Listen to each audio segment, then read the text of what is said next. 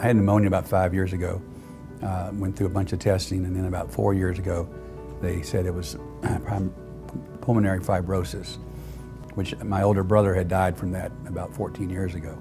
So I knew it was very serious. We knew that there was no cure for pulmonary fibrosis. We tried to put in as much travel and have as much fun as we could because we knew that eventually things were going to change for the worse.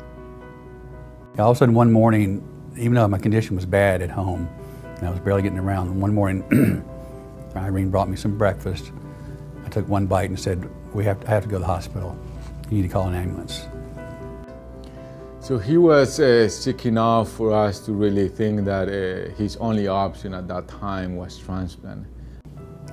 Dr. Playas was doing everything he could to get me higher on the list because of my condition. He was declining so quickly that our team was entertaining the possibility of having to take him off the list. The entire transplant team and Dr. Playas came in, and they told us at that time that they didn't think that Greg was going to make it and that he maybe had 24 to 48 hours to live.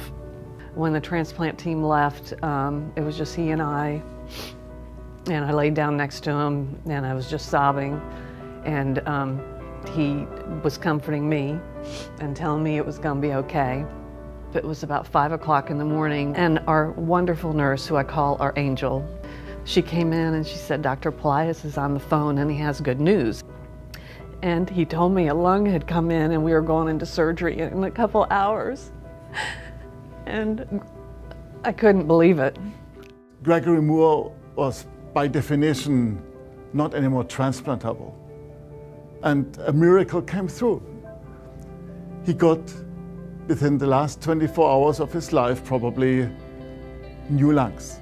Fortunately, he recovered through the surgery fairly quickly and able to go home, and now he's recovering at home with his family. I cannot find the words to say how phenomenal everyone has been here. You know, every doctor took time to spend time with us. Every nurse treated me like I was the only patient they ever had. It's just overwhelming. From my perspective, seeing Greg not so ill so that we can just go back to normal, it already is so much better, so much better. All the great things that we did before, we can do again, and it's a beautiful thing.